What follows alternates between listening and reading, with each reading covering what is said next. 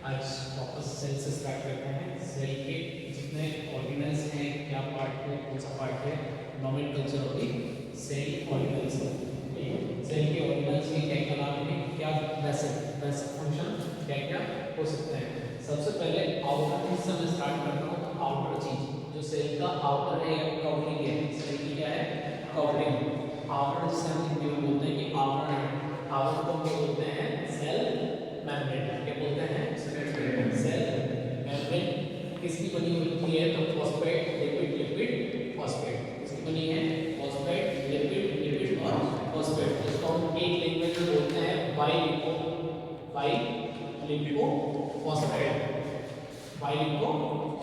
Phosphate की layer है।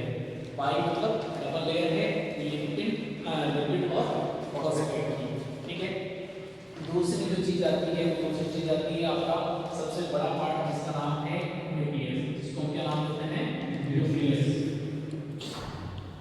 Nucleus क्या है, न्यूक्लियस। इंग्लिश का न्यूक्लियस, हिंदी का केंद्र। हिंदी का नाम क्या है, केंद्र का बोलते हैं। न्यूक्लियस एक तरह से आपका कंट्रोलर ऑफ द सेल। क्या है ये, controller of cell.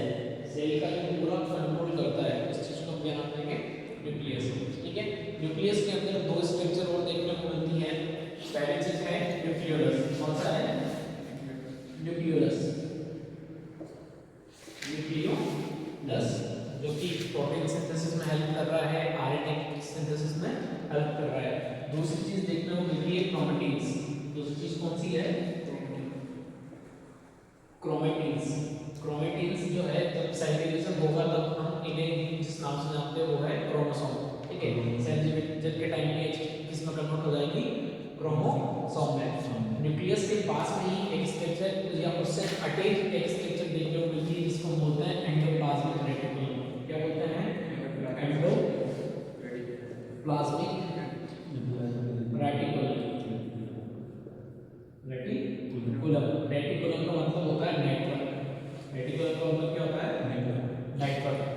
Endoplasmic, endo मतलब इनसाइड, प्लाज्मा के इनसाइड का नेटवर्क है। एंडो मतलब क्या होगा, इनसाइड, प्लाज्मा मतलब प्लाज्मा मेम्ब्रेन, उसके अंदर क्या है, नेटवर्क। उसको क्या बोल रहा है, एंडोप्लाज्मिक रेटिकुलम। ये होते हैं on the presence of ribosome. Ribosome की प्रेजेंस के बेसिस पे ये दो तरह के हैं, ठीक है। जहां राइबोसोम होंगे, जहां क्या होंगे, राइबोसोम होंगे, उनको बोलेंगे रफ एंडोप्लाज्मिक रेटिकुलम। जहां राइबोसोम एब्सेंट होंगे, जहां राइबोसोम क्या होंगे, एब्सेंट होंगे, उसको हम बोलेंगे smooth endoplasmic reticulum. Smooth endoplasmic reticulum. Ribosome present है इसलिए रफ है, क्योंकि उनकी स्ट्रक्चर कैसे देखने को मिलती है, क्लीन नहीं है, ठीक है। एक तरह से जैसे कैक्टस का प्लांट देखते हैं, कैक्टस के प्लांट में आपको छोटे छोटे थ्रेड जिन्हें कांटे बोलते हैं वैसा देखने को मिलता है। वैसे राइबोसोम इसके स्ट्रक्चर पे बने हुए हैं, जिसकी वजह से इसकी सरफेस जो है वो क्लीन नहीं रही है। कैसी हो गई है, रफ टोटली सरफेस हो गई है, इसलिए हम इसको रफ एंडोप्लाज्मिक रेटिकुलम बोल रहे हैं। जहां राइबोसोम प्रेजेंट है, ठीक है, जहां राइबोसोम है, राइबोसोम क्या करते हैं, प्रोटीन सिंथेसिस। क्या करते हैं, प्रोटीन सिंथेसिस। तो आपका ये जो रफ एंडोप्लाज्मिक रेटिकुलम रहेगा, ये भी किस चीज में हेल्प करेगा, प्रोटीन सिंथेसिस में। राइबोसोम नहीं है, स्मॉल एंडोप्लाज्मिक है, तो और चीज क्या बनती है, तो लिपिड सिंथेसिस में ये हेल्प करेगा। स्मूथ जो है वो किसके सिंथेसिस में हेल्प कर रहा है, लिपिड सिंथेसिस में हेल्प कर रहा है, ठीक है। दो एंडोप्लाज्मिक रेटिकुलम दो टाइप के, पहला है रफ, दूसरा है स्मूथ एंडोप्लाज्मिक रेटिकुलम। उसके साथ अब ये जो एंडोप्लाज्मिक रेटिकुलम में आपका राइबोसोम बना है, ठीक है। राइबोसोम की प्रेजेंस है, उसने प्रोटीन बनाया या लिपिड बनाया है, प्रोटीन या लिपिड बनाया है, यानी कि उसमें कुछ मॉलिक्यूल्स बने हैं, ठीक है।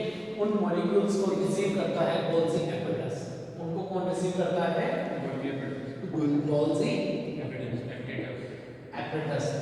गोल्जी एपेटाइटस एक तरह से है कि आपका ट्रांसपोर्टेशन का काम कर रहा है। गोल्जी एपेटाइटस उन मॉलिक्यूल्स को एक्सेप्ट करेगा, अपने पास लेगा, उनके साथ रीपैकेजिंग करेगा। क्या काम करेगा, रीपैकेजिंग, यानी कि उनके अंदर जो मॉडिफिकेशन करना होगा वो मॉडिफिकेशन करके उनको वापस से रीपैकेजिंग करके उनका वापस से पैकेजिंग करेगा। पैकेजिंग करके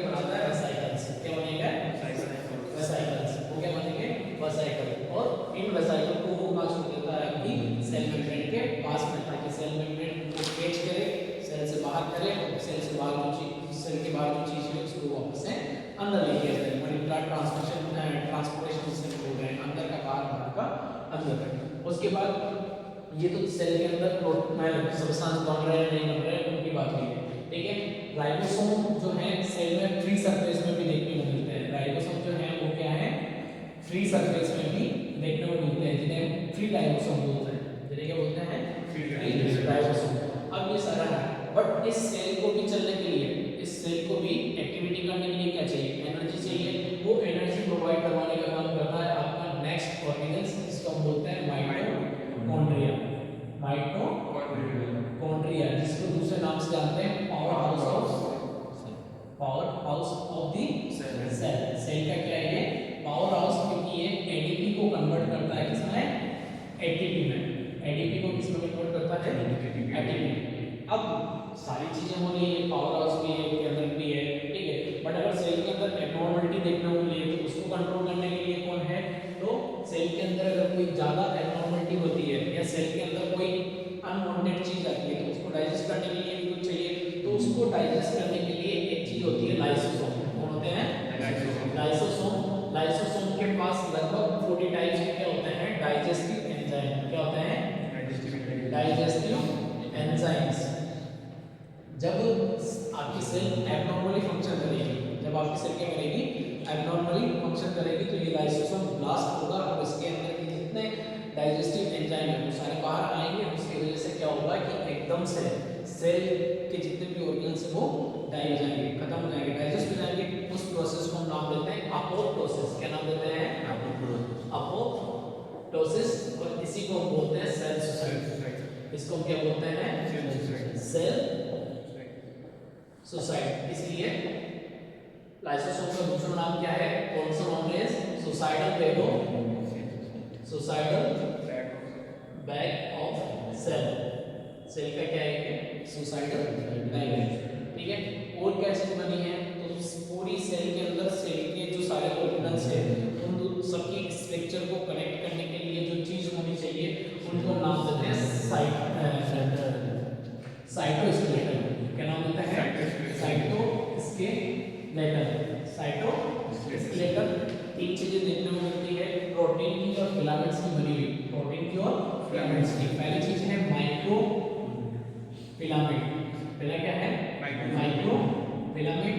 दूसरी चीज है माइक्रोट्यूब्यूल्स,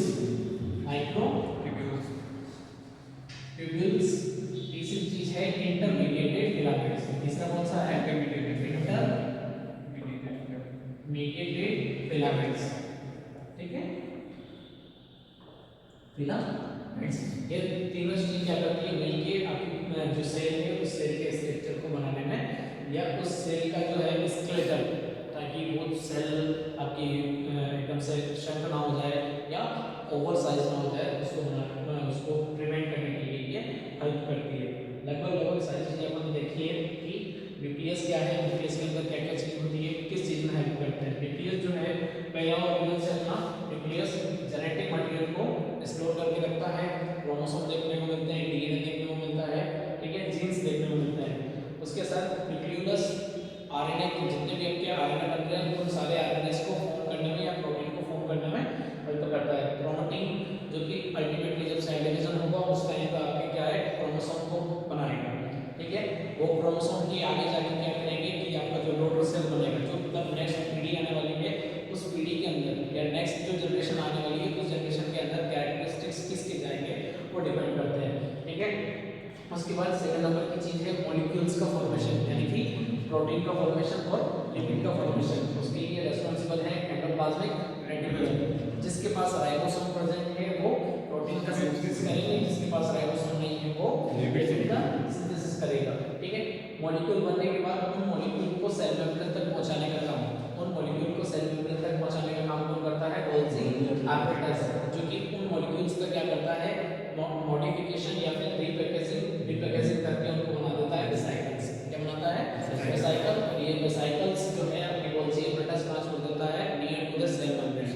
सेल मेम्ब्रेन के पास ले जाके छोड़ता है, जिससे आपकी सेल मेम्ब्रेन को रिसीव करती है और एक्सचेंज करती है इंट्रा और एक्सटर्नल एनवायरनमेंट के साथ। उसके बाद और चीज क्या थी, तो माइटोकॉन्ड्रिया था, that is the power house of the cell, energy formation में हेल्प कर रहा है। राइबोसोम है also responsible for protein synthesis. उसके बाद लाइसोसोम है, तो लाइसोसोम क्या है, डाइजेस्टिव एंजाइम्स के अंदर देखने को मिलते हैं। तो सेल के अंदर जो भी एब्नॉर्मल चीज है, लाइक कोई फॉरेन बॉडी आ गया है, कोई अनवांटेड सब्सटेंस इसके अंदर बन गया है, तो उनका डाइजेशन होगा, यानी उनको वो सेल को हार्म ना करे, इसलिए वो एंजाइम्स क्या काम करते हैं कि उन एक्स्ट्रा सब्सटेंस जो आए हैं या फॉरेन बॉडीज आए हैं उनको डाइजेस्ट करके खत्म करवा देते हैं। इसी के अंदर एक एंजाइम को देखने को मिलता है जिसका नाम नहीं था हमने, हायर ल्यूटिनेज। हायर ल्यूटिनेज एक्सेसिव या अपन ये कहें कि बहुत ज्यादा एसिडिक पीएच का एंजाइम है, बहुत ज्यादा क्या है, एसिडिक पीएच का एंजाइम। अगर ये लाइसोसोम ब्लास्ट होता है तो वो पूरी सेल के जितने भी ऑर्गेनेल्स हैं सारे ऑर्गेनेल्स को क्या कर देगा, खत्म कर देगा। ठीक है, बाकी बची है आपकी सेल मेम्ब्रेन। सेल मेम्ब्रेन सारे ऑर्गेनेल्स को प्रिवेंट करके रखी है। दूसरी चीज कि ये सारे ऑर्गेनेल्स जो हैं वो एक फ्लूइड में फ्लो करते हैं। क्या है, सेल के अंदर फ्लूइड है, उस फ्लूइड में फ्लो करते हैं, उस फ्लूइड को नाम देते हैं साइटोसोल। साइटोसोल, ठीक है, ये साइटोसोल। ठीक, उसके बाद ये सारे जितने भी ऑर्गेनेल्स हैं और ये फ्लूइड है, इन सबको मिला के हम बोलते हैं साइटोप्लाज्म। क्या बोलते हैं, साइटोप्लाज्म। इस साइटोप्लाज्म के साथ अगर एक चीज और ऐड की जाए, न्यूक्लियस। क्या ऐड किया जाए, न्यूक्लियस, तब बनता है अपना प्रोटोप्लाज्म। क्या बनता है, प्रोटोप्लाज्म। क्लियर है।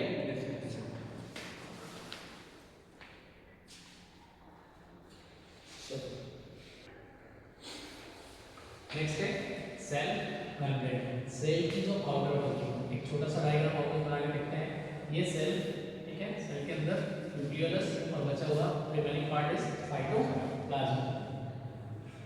साइटोप्लाज्म आउटर कवरिंग जो है वो है आपकी सेल मेम्ब्रेन। क्या है, सेल मेम्ब्रेन। बीच वाला क्या है, न्यूक्लियस।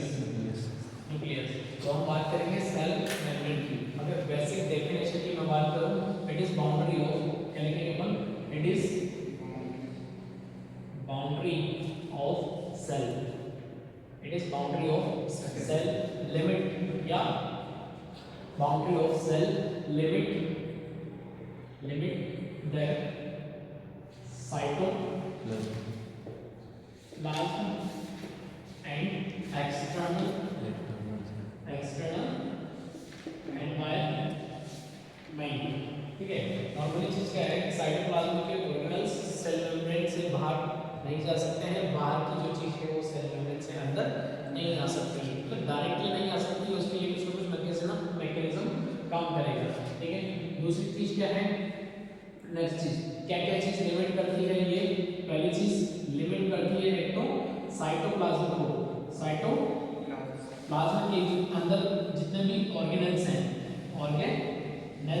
वो बाहर नहीं आ सकते हैं, अंदर की चीज बाहर नहीं जा सकती है। Materials inside to outside and outside to inside, that is vice versa. इसको हम क्या बोलते हैं, वॉइस वर्सा। अंदर का बाहर नहीं, बाहर का अंदर नहीं, दोनों चीजों को लिमिट करता है। और चीजें क्या है सेल मेम्ब्रेन के बारे में, तो सबसे बड़ी चीज थी सेल मेम्ब्रेन का लेंथ कितना था। ठीक है, नॉर्मली सेल का लेंथ कितना दिखा था, 5 to 50 micron. 5 to 50 micron. Micron को हम लिखते हैं 10 की पावर माइनस 6। ये तो था size of the cell, but size of the cell membrane कितना रहेगा, that is 8 to 10 nanometer, it means 10 की पावर माइनस 9। अब ये इतना छोटा है कि इसको नॉर्मल माइक्रोस्कोप में देखना क्या है, पॉसिबल नहीं है।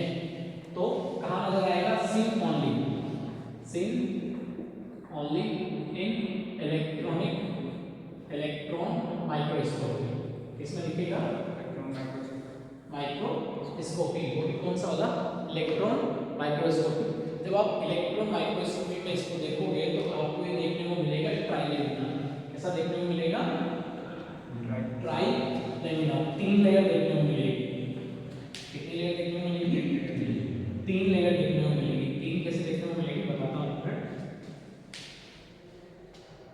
सेल मेम्ब्रेन कितनी है, अपन नॉर्मली तो इसको लिखेंगे अलग चीज अपने को देखने को मिलेगा ट्राइलेमिनार। कौन सा देखने को मिलेगा, ट्राइलेमिनार। ट्राइलेमिनार में 3 लेयर आएंगी, आउटर लेयर, मिडिल लेयर और इनर लेयर। कितनी आएंगी, आउटर, मिडिल और इनर। इसको इस तरीके से देखो, आउटर,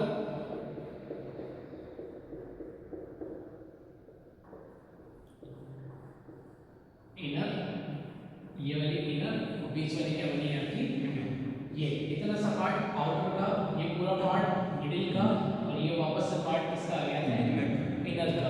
नॉर्मली अगर केमिस्ट्री की लैंग्वेज में, इसमें मैं बात करूं केमिस्ट्री की लैंग्वेज में हम बोलते हैं तो सेल की जो मेम्ब्रेन है वो 3 लेयर नहीं है, कितने लेयर है, 4। कितने लेयर है, 4, जिसको हम एक वर्ड के नाम से जानते हैं बाई फॉस्फोलिपिड। कौन सा है, बाई फॉस्फोलिपिड। बाई का मतलब क्या हुआ, 2 फॉस्फेट है और 2 लिपिड है। तो जो आउटर सरफेस में है वो भी फॉस्फेट है, जो इनर सरफेस में है वो भी क्या है, फॉस्फेट है, बीच वाला क्या है, लिपिड है। कोई भी स्ट्रक्चर अगर एक जैसी है तो उसमें अंतर करना क्या है, मुश्किल है। जब हम इलेक्ट्रॉन माइक्रोस्कोप में देखते हैं तो हमको 3 ही लेयर नजर आएंगे। क्यों, क्योंकि बीच की दोनों लेयर किसकी बनी हुई है, लिपिड की बनी हुई है। 2 लेयर में 2 सेम पार्टिकल्स हैं, एक जैसे पार्टिकल है, उनमें अंतर करना क्या थोड़ा सा डिफिकल्ट हो जाता है। इसीलिए क्या है, आउटर लेयर जो है वो फॉस्फेट की है तो अलग पहचान में आ रही है। इनर लेयर, दोनों लेयर लिपिड की बनी हुई है, दोनों लेयर किसकी बनी हुई है, लिपिड की बनी हुई है। इसलिए जब हम माइक्रोस्कोपी में देखते हैं तो हमको कैसे नजर आ रही है, एक ही नजर आ रही है। उसके अलावा आउटर लेयर जो है वो वापस हमको कैसे नजर आ रही है, फॉस्फेट की है, इसलिए अलग। तो जब हम माइक्रोस्कोपी में देखते हैं तो हमको कितनी नजर आ रही है, 3, बट एक्चुअल में कितनी है, बाई फॉस्फेट की यानी कि 4। तो फॉस्फेट के मॉलिक्यूल हैं, और किसके मॉलिक्यूल हैं, लिपिड के मॉलिक्यूल हैं। फर्स्ट में आउटर में फॉस्फेट है, मिड में कौन है, लिपिड है, वापस से इनर साइड में कौन आ गया, आपका फॉस्फेट आ गया। ठीक है, अब दूसरी चीज क्या है कि लिपिड वाला जो पार्ट है वो हमेशा कैसा होता है, या सबसे पहले जब हम बात करें फॉस्फोलिपिड हो गया, ठीक है। नॉर्मली चीज की फॉस्फेट जो है वो हाइड्रोफिलिक है। फॉस्फेट वाला पार्ट कौन सा है, हाइड्रोफिलिक, हाइड्रोफिलिक है। दोनों साइड में क्या रहेगा, हाइड्रोफिलिक। इसलिए हम कह सकते हैं कि सेल के अंदर की पानी है, सेल के बाहर की पानी है। और सेल के अंदर का पानी बाहर नहीं जा सकता है, बाहर वाला पानी अंदर नहीं जा सकता है। उसको लिमिट कौन करता है, तो उसको लिमिट करता है लिपिड की ये लेयर। लिपिड की ये लेयर, क्योंकि लिपिड हमेशा क्या होता है, हाइड्रोफोबिक। लिपिड क्या है, हाइड्रोफोबिक। पानी के टच में नहीं है, नॉर्मली है, अपन घर पे है, पानी लिया, पानी के अंदर घी की 2 बूंद डालिए, मिक्स होगा नहीं, पॉसिबल ही नहीं है कि वो चीज मिक्स हो जाए। तो वैसी चीज क्या है कि अंदर वाला, बाहर वाला जो पानी है या बाहर वाला जो ब्लड के कंटेंट है, कुछ भी चीजें, बाहर वाला जो आउटर फ्लूइड है वो सेल के इनसाइड नहीं जा सकता, सेल के अंदर वाला जो फ्लूइड है वो बाहर नहीं आ सकता। बट इस सेल मेम्ब्रेन के सरफेस पे, इस सेल मेम्ब्रेन की स्ट्रक्चर में कुछ चीजें ऐसी प्रेजेंट होती है जिसकी वजह से इसके बीच में न्यूट्रिएंट्स का एक्सचेंज पॉसिबल है। क्या क्या चीज है, तो सेल मेम्ब्रेन जो है वो एक नहीं 5 चीजों की बनी हुई है। सेल मेम्ब्रेन कितनी चीजों की बनी हुई है, structure of cell membrane, structure of cell membrane, cell किन चीजों की बनी है, तो फर्स्ट चीज है फॉस्फेट। फर्स्ट चीज कौन सी है, फॉस्फेट। सेकंड चीज कौन सा है, लिपिड, ठीक है। तीसरी चीज देखने को मिलती है आपको प्रोटीन, सबसे ज्यादा क्वांटिटी में कौन देखने को मिलेगा, प्रोटीन। चौथे नंबर पे चीज देखने को मिलती है कार्बोहाइड्रेट, कौन देखने को मिलता है, कार्बोहाइड्रेट। और 5 नंबर पे एक और चीज देखने को मिलती है, दैट इज कोलेस्ट्रॉल, कौन देखने को मिलता है 5 नंबर पे, कोलेस्ट्रॉल। मैक्सिमम जो प्रोटीन वाला पार्ट है, कार्बोहाइड्रेट वाला पार्ट है, ये दोनों चीजें क्या करवाती है, इस सेल मेम्ब्रेन से कुछ न्यूट्रिएंट्स को inner to out and out to inner ले जाने का काम करेंगे। इसके लिए हम पढ़ेंगे सेल मेम्ब्रेन पे जो प्रोटीन है उस प्रोटीन के क्या फंक्शन हो सकते हैं।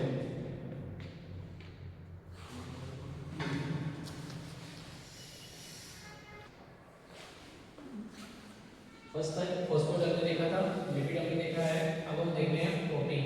ठीक है, फॉस्फेट और लिपिड का ज्यादा रोल नहीं है। फॉस्फेट हाइड्रोफिलिक है, वाटर के साथ कनेक्टिविटी बना रहा है। लिपिड जो है वो हाइड्रोफोबिक है, लिपिड वाटर के साथ क्या है, कनेक्टिविटी नहीं बना रहा है। इसकी वजह से साइटोप्लाज्म या साइटोसोल जो मटेरियल है वो बाहर नहीं जा रहा है, या आउटर जो मटेरियल है सेल से आउटर मटेरियल यानी कि लिक्विड सब्सटेंस है उसे के अंदर नहीं आ रहा है, दोनों चीजों को प्रिवेंट कर रहा है। तीसरी चीज थी प्रोटीन। तीसरा चीज क्या है, protein most important part of the cell membrane, cell membrane का सबसे ज्यादा इंपोर्टेंट पार्ट है। पहली चीज तो क्या है कि इसके जो फंक्शन है उसको पढ़ने के लिए अपन एक न्यूमोनिक लिखेंगे, दैट इज सेक्टर। कौन सा है, sector, SECTOR, O for zero. O किसके लिए आता है, जीरो के लिए, तो O का कोई रोल नहीं है। बाकी S का रोल है, S for structure, E for enzyme, C for channel, T for transportation, fifth number is R for receptor. पहला चीज क्या है, स्ट्रक्चर। तो सेल मेम्ब्रेन की स्ट्रक्चर बनाने में प्रोटीन का रोल क्या है, तो प्रोटीन अलग अलग जगह देखने को मिलता है सेल स्ट्रक्चर पे। सेल की 4 लेयर है, ठीक है, सेल मेम्ब्रेन की 4 लेयर है, 4 लेयर पे अलग अलग प्रोटीन देखने को मिल रहा है, उनके अकॉर्डिंग ही उनके नाम है, इसलिए वो स्ट्रक्चर बना रहा है। पहला है आउटर लेमिना में देखने को मिल रहा है, उसको नाम देंगे एक्स्ट्रा मेम्ब्रेनस प्रोटीन।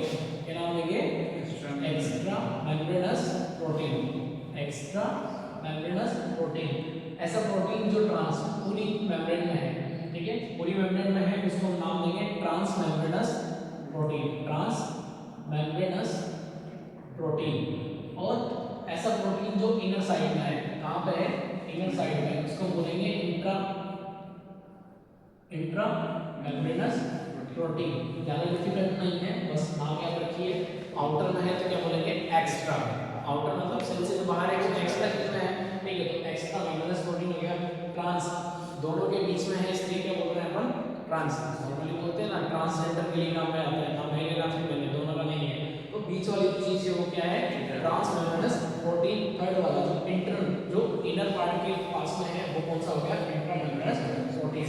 3 तरह के प्रोटीन है, 3 तरह के सेल मेम्ब्रेन पे प्रेजेंट है, इसकी वजह से क्या, पहला पॉइंट क्या है, स्ट्रक्चर बनाने में हेल्प कर रहा है।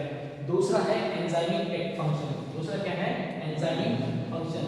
सेल सरफेस पे कुछ प्रोटीन है या सेल मेम्ब्रेन पे कुछ प्रोटीन है, उनके पास जब कोई सब्सटेंस आता है, उनके पास क्या आता है, जब कोई सब्सटेंस आता है, कोई मॉलिक्यूल आता है, तो उस मॉलिक्यूल को वो सब्सटेंस में कन्वर्ट कर देते हैं।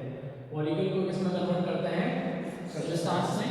यानी कि नॉर्मली कह सकते हैं कि समटाइम्स वो किस तरीके से काम करते हैं, एंजाइम जैसे काम करते हैं। समटाइम्स कैसे काम करते हैं, एंजाइम काम करते हैं। एक का नाम मैं लिखा दूं, एक का एग्जांपल है ट्रिप्सिन। कौन है, ट्रिप्सिन। ट्रिप्सिन एक प्रोटीन है जो स्टार्च को कन्वर्ट करता है। किसको कन्वर्ट करता है, स्टार्च को कन्वर्ट करता है, किसमें करता है, माइटोस में। किसमें कन्वर्ट करता है, स्टार्च को माइटोस में कन्वर्ट करता है ना।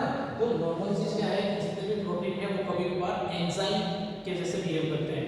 एंजाइम क्या काम करते हैं कि उनके पास कोई सब्सटेंस आया या कोई मॉलिक्यूल्स आया, उसको उन्होंने ब्रेक डाउन किया, ब्रेक डाउन करके क्या बना दिया है, मॉलिक्यूल बना दिया जो सेल के लिए या किसी भी ह्यूमन बॉडी के लिए यूजफुल था। ठीक है, तो यहाँ पे भी प्रोटीन क्या कर रहा है, जब उसके पास कोई मॉलिक्यूल्स आएगा तो उसको ब्रेक डाउन करके सब्सटेंस में कन्वर्ट कर देगा, और सब्सटेंस क्या है, सेल के लिए यूजफुल हो सकता है। ठीक है, नेक्स्ट चीज है थर्ड नंबर का function, that is channel function. कौन सा है, चैनल फंक्शन। नॉर्मली चैनल को हम कैसे समझते हैं, कोई ना कोई रास्ता जाने के लिए चैनल चाहिए, नहीं, किसी के पास जाने के लिए हमको चैनल चाहिए। एक नदी है, नदी को पार करने के लिए क्या है, या तो नाव लेके जाइए, नहीं, या तो नाव लेके जाइए, नाव नहीं लेके जाएंगे तो पुल बनाइए। पुल वाला जो काम है वही कौन सा है, चैनल। बट ज्यादातर ये चैनल वाली जो एक्टिविटी है ये किन के लिए काम करती है, तो इलेक्ट्रोलाइट्स के लिए। किन काम करती है, इलेक्ट्रोलाइट्स के लिए काम करती है। इलेक्ट्रोलाइट्स क्या है, sodium, potassium, chloride, magnesium, phosphorus हो गया, जितने भी आपके इलेक्ट्रोलाइट्स हैं जो सेल के अंदर जाएंगे और सेल के बाहर जाएंगे, उनके लिए भी कौन रिस्पांसिबल है, आपका प्रोटीन। उन इलेक्ट्रोलाइट्स का पहचान करेगा, उनके साथ में इलेक्ट्रॉन्स आपके चैनल बना के उनको इनसाइड और आउटसाइड में हेल्प करेगा। फोर्थ नंबर का है ट्रांसपोर्ट। फोर्थ नंबर का क्या है, ट्रांसपोर्ट। ट्रांसपोर्टेशन का काम कैसे होगा कि सपोज इस सरफेस कोई प्रोटीन है उसके पास सब्सटेंस आता है, उसके पास कौन सा आया, कोई भी सब्सटेंस आया, वो प्रोटीन को सब्सटेंस को एनगल्फ करेगा, एनगल्फ मतलब कवरिंग करना, ठीक है, कवरिंग करके अपने ही अंदर रास्ते से, अपना ये जो रास्ता है इसी रास्ते से लेके जाएगा, ताकि जो लिपिड की मेम्ब्रेन है या फॉस्फेट की मेम्ब्रेन है वो उसको डिस्टर्ब ना करे और इधर जाके अपनी एक्टिविटी को क्या कर देगा, उस मॉलिक्यूल को अंदर ले जाके छोड़ देगा। एक तरह से हम ये कह सकते हैं कि पानी का पाइप बनाते हैं हम, ठीक है, वैसा वाले स्ट्रक्चर बनाने का काम कौन करेगा, प्रोटीन। किसी भी सब्सटेंस को अपने पास ये ट्यूब बनाने का काम, ठीक है। एक चीज पढ़ी थी अपन ने, ट्यूब्यूल्स, एक स्ट्रक्चर का नाम पढ़ा था ट्यूब्यूल्स, सेल मेम्ब्रेन या अपन ने पढ़ा था उसके टाइम पे। नॉर्मली साइटोस्केलेटन में अपन पढ़ रहे थे माइक्रो ट्यूब्यूल्स से माइक्रो फिलामेंट्स, वो ट्यूब्यूल्स क्या है, वो भी वैसे स्ट्रक्चर है, ट्यूब लाइक स्ट्रक्चर बना दी। ट्यूब क्या है, अंदर से खाली है, ऊपर से कोई सब्सटेंस लगा नीचे चला जाएगा, अब उसको बीच में से कोई भी चीज डिस्टर्ब नहीं कर रही, ठीक है। पांचवा नंबर आता है रिसेप्टर्स। पांचवा नंबर कौन सा आता है, रिसेप्टर्स। रिसेप्टर्स ज्यादातर फंक्शन में आते हैं हार्मोन्स के लिए या फिर हार्मोन्स के लिए या फिर आपके न्यूरोट्रांसमीटर्स के लिए। किसके लिए आते हैं, न्यूरोट्रांसमीटर के लिए। क्यों, क्योंकि हर हार्मोन हर सेल पे काम करेगा तो अलग एक्टिविटी शो कर सकता है, ठीक है। तो जिस हार्मोन को, जिस न्यूरोट्रांसमीटर को जहाँ पे काम करना है, ठीक है, वो वहीं पे जाके एक्टिविटी करे। तो जब इसके ऊपर जो प्रोटीन है वो प्रोटीन इन हार्मोन्स की या इन न्यूरॉन्स की पहचान करते हैं, ठीक है। इनकी क्या करते हैं, पहचान करते हैं, पहचान करने के बाद ही इनको सेल के अंदर एंट्री देते हैं, ठीक है। तो पांचवा काम किसका है, रिसेप्टर का। रिसेप्टर की तरह से बिहेव कर रहा है, मतलब जो सब्सटेंस उसके पास आया है उसका चेकिंग करना, चेक करके उसको सब्सटेंस को अंदर की साइड में इंसर्ट करना, ठीक है। प्रोटीन के 5 फंक्शन है, किसके, सेल मेम्ब्रेन का प्रोटीन जो है उसके 5 फंक्शन को याद रखने के लिए, function of protein of cell membrane. Cell membrane का प्रोटीन है उसके 5 फंक्शन याद करने के लिए सेक्टर याद रखो, सेक्टर में से एक चीज छोड़नी है, दैट इज ओ। ओ का मतलब ओ दिखता कैसा है, जीरो के जैसा, इसलिए कह सकते हैं ओ नहीं है, क्या है, जीरो है, तो इसका कोई रोल हमारे इसमें नहीं है। पहली स्ट्रक्चर बनाने में 3 प्रोटीन हेल्प कर रहे हैं, जो एक्स्ट्रा मेम्ब्रेनस, बाहर की मेम्ब्रेन पे है वो एक्स्ट्रा मेम्ब्रेनस हो गया, जो दोनों के बीच में है वो ट्रांसमेम्ब्रेनस हो गया, जो इनर साइड में देखने को मिल रहा है इंट्रा मेम्ब्रेनस प्रोटीन स्ट्रक्चर हो गई। एंजाइम एक्टिविटी, प्रोटीन है उनके पास कोई सब्सटेंस आता है तो वो उसको मॉलिक्यूल्स आते हैं तो मॉलिक्यूल को सब्सटेंस में कन्वर्ट कर देता है, ठीक है। जैसे कि एक नाम दिया है ट्रिप्सिन, ट्रिप्सिन एक प्रोटीन है, क्या है, प्रोटीन है, एक्टिविटी किसकी जिससे करती है, एंजाइम जैसी, स्टार्च को कन्वर्ट कर देता है माइक्रोज में। ऐसे ही बहुत सारे प्रोटीन एक्टिविटी करते हैं। थर्ड नंबर चैनल के लिए बनते हैं ज़्यादातर इलेक्ट्रोलाइट्स के लिए, ताकि इलेक्ट्रोलाइट्स का एक्सचेंज सेल के अंदर और बाहर हो सके। पांचवा चीज है ट्रांसपोर्टेशन में नॉर्मली मॉलिक्यूल्स हैं आपके कि ग्लूकोज अंदर जा रहा है, फैट के मॉलिक्यूल्स अंदर जा रहे हैं, लिपिड के मॉलिक्यूल्स अंदर और बाहर हो रहे हैं किचन, उनके लिए जो है प्रोटीन ट्यूब लाइक स्ट्रक्चर बना रहा है, ट्यूब लाइक स्ट्रक्चर से वो अंदर और बाहर आसानी से जा सकते हैं। फिफ्थ नंबर है रिसेप्टर, रिसेप्टर्स हार्मोन, न्यूरोट्रांसमीटर या फिर एक और वर्ड है ड्रग्स। एक और कौन है, ड्रग्स, दवाइयाँ जिनके लिए हम काम में लेते हैं। नॉर्मली ये ऐसे क्यों होता है कि जहाँ आपको पेट दर्द हो रहा है तो अपना पेट दर्द की दवाई खाइए, काम पेट दर्द नहीं कर रही है, पाँव में काम नहीं कर रही, सिर में काम नहीं कर रही है, क्यों, क्योंकि कहीं ना कहीं सेल के ऊपर क्या है, रिसेप्टर है, उस चीज़ को वो पहले पहचान करेंगे, पहचान करने के बाद भी उनको आगे जाके वो फंक्शन में लेके आते हैं, ठीक है, ठीक है। Functions of cell membrane, cell membrane के प्रोटीन के बारे में देखा, ठीक है। नॉर्मली 2-3 चीजें होती है उसमें, जैसे कि कार्बोहाइड्रेट का, उसके साथ कोलेस्ट्रॉल का, उसके फंक्शन है बेसिक है। कार्बोहाइड्रेट जो है वो लिपिड के साथ कनेक्ट होकर ग्लाइकोलिपिड के स्ट्रक्चर बनाता है, दूसरा है वही कार्बोहाइड्रेट प्रोटीन के साथ कनेक्ट होकर ग्लाइकोप्रोटीन बना लेता है, तो वो स्ट्रक्चर वहाँ पर बन जाती है, ठीक है। Functions of the cell membrane, basic function क्या है सेल मेम्ब्रेन के, तो सबसे पहला जो फंक्शन है वो है शेप, क्या है, shape, shape of the cell, cell को क्या देना, एक शेप देना, ठीक है। नॉर्मली शेप कैसा है, सेल में आप जब अपन टिश्यू पढ़ेंगे तो टिश्यू के अंदर देखेंगे कि टिश्यू 4 तरह के हैं, सबका अलग अलग टाइप है, कोई लिक्विड वाला टाइप है, कोई सेमी सॉलिड में है, ठीक है, कोई पॉल्यूमिनल है, कोई स्क्यूमस है, ठीक है, कोई सिंपल है, कोई सिंपल एपिथेलियम है, कोई सर्कल में है, राउंड शेप में है, वैसा वाला जो भी शेप ऑफ द सेल है वो भी कौन मेंटेन करके रखता है, आपकी सेल मेम्ब्रेन। सेल मेम्ब्रेन अगर रिजिड है, रिजिड मतलब कठोर है, तो जैसी सेल मेम्ब्रेन रहेगी वैसे ही क्या रहेंगे, उसका शेप रहेगा। दूसरा चीज है लिमिटेशन। दूसरा चीज क्या है, लिमिट। दूसरा चीज क्या करना, लिमिट। तो लिमिट किस किस को करता है, तो पहली चीज तो है कि साइटोप्लाज्म। क्या है, cytoplasm and organelles. Organelles, cell membrane के जितने भी ऑर्गेनेल्स हैं ये साइटोप्लाज्म, यानी कि उसके अंदर जो साइटोसोल जो फ्लूइड है वो फ्लूइड बाहर ना जा सके, सेल ऑर्गेनेल्स उसको सेल मेम्ब्रेन से बाहर ना जा सके, उनको लिमिटेशन प्रोवाइड करवा रहा है। दूसरा लिमिटेशन प्रोवाइड करवाता है फॉरेन बॉडीज को। इसको करवाता है फॉरेन बॉडीज को, ठीक है, फॉरेन बॉडीज को, या फिर आपके हैं आउटर प्रोडक्ट्स को। किसको, आउटर प्रोडक्ट्स को, ताकि वो अंदर ना आए, ठीक है। अगर कोई चीज ज्यादा एक्सेसिव अंदर आएगी तो सेल के स्वेलिंग होने के चांसेस ज्यादा है। तो सेल, दूसरी चीज लिमिट। सेल लिमिट कौन करती है, सेल मेम्ब्रेन लिमिट कर रही है। सेल मेम्ब्रेन में लिमिट करने का काम कौन कर रहा था, लिपिड की लेयर कौन कर रही थी, लिपिड की लेयर। जो लिपिड की लेयर थी वो बाहर से हर चीज को अंदर आने नहीं दे रही थी, जो चीज अंदर आने के लायक है उसी को अंदर आने दिया जाता है, वो भी by the help of the protein. तीसरा चीज है प्रोटेक्शन। तीसरा चीज कौन सा है, प्रोटेक्शन। तीसरा चीज कौन सा है, प्रोटेक्शन। प्रोटेक्शन किन चीजों से, फॉरेन बॉडीज अगर अंदर आएंगे तो सेल को डैमेज करने के चांसेस हैं, ठीक है। एक प्रोटेक्शन तो किनसे हो गया, फॉरेन बॉडीज से। दूसरा प्रोटेक्शन है ओवरलोड से।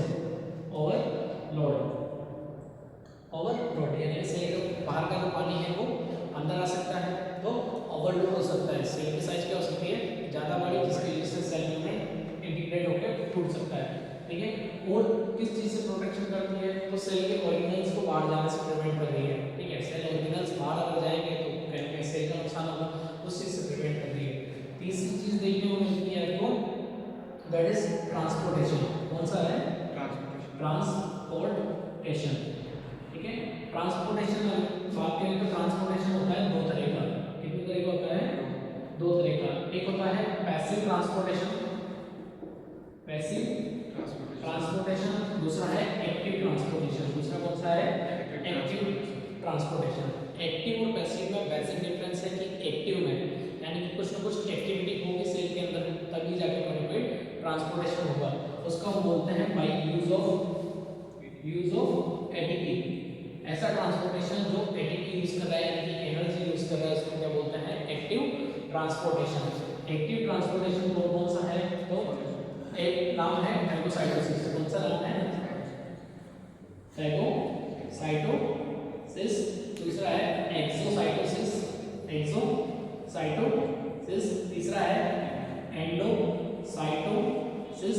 फोर्थ नंबर है sodium potassium channel, sodium potassium ATPase channel,